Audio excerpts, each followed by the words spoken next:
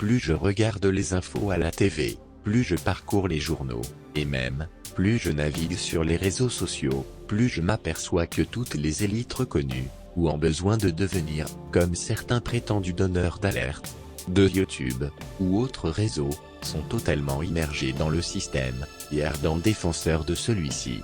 Quand on gratte un peu, on s'aperçoit, en fait, que leur volonté est surtout d'attirer autour de leur personne, mais peu se battent vraiment pour éveiller les consciences, et amener à l'action.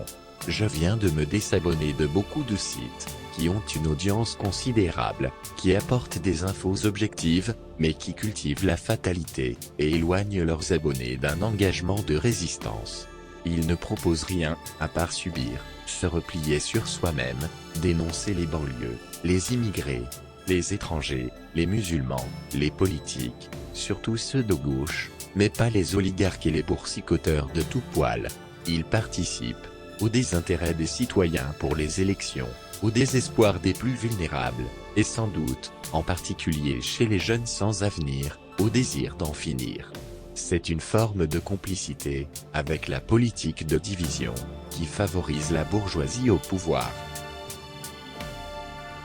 Il y en a même, de ces pseudo-défendeurs du peuple, qui trouvent que les mesures dérisoires du gouvernement, vous vous rendez compte, 20 milliards d'euros, pour la piétaille, vont ruiner les finances de l'État. Ils n'ont pas entièrement tort, mais ils ne proposent surtout pas de faire payer les riches, ce serait anti-économique, du capitalisme évidemment. Ces gens-là, sont des adeptes de l'inégalité, ils pensent que le social nuit à l'économie. Ils ont certainement des moyens de bien vivre, et pensent que les pauvres sont responsables de leur misère, et n'ont qu'à crever. Il est évident, que si une minorité, doit continuer à s'enrichir d'une manière exponentielle, il n'y aura pas d'argent pour tout le monde. Les droits sociaux, et les avantages sociaux, doivent disparaître. Travailler, 24 heures sur 24, 7 jours sur 7, jusqu'à la mort, et pour un salaire de misère, voilà l'avenir qu'ils vous proposent. Ceux qui proposent autre chose, sont présentés comme des irréalistes, qui veulent ruiner le pays. Les libéraux affirmés, et les libéraux consentants, sont tous là pour tirer, sur les prétendus idéologues, de l'égalitarisme, et de la fraternité, en essayant de déplacer le discours, vers des problèmes de sécurité ou d'identité. Tous ces gens-là, depuis les sociaux-démocrates, jusqu'aux nationalistes sectaires, en passant par ceux qui se disent apolitiques, mais se complaisent dans le libéralisme, ne sont pas du côté du peuple.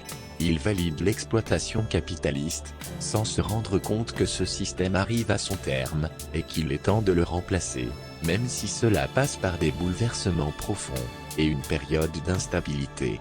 C'est le prix, d'une véritable démocratie, s'appuyant sur le plus grand nombre. Aujourd'hui, dans de nombreux pays, une volonté populaire, d'intervention citoyenne dans la gestion des États, est à l'origine de protestations, parfois violentes et déterminées. Il n'y a que les petits bourgeois installés, et gavés, qui voient cela comme une remise en cause de leur liberté.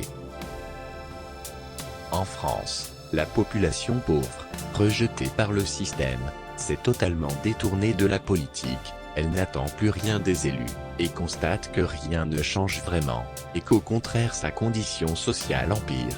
Les médias, aux mains des oligarques, sont là pour rabâcher qu'il n'y a pas de solution de remplacement, que l'on doit subir, pour que l'économie, le marché, continue à fonctionner, afin qu'à terme, le sort de chacun s'améliore. Ils appellent ça, le ruissellement.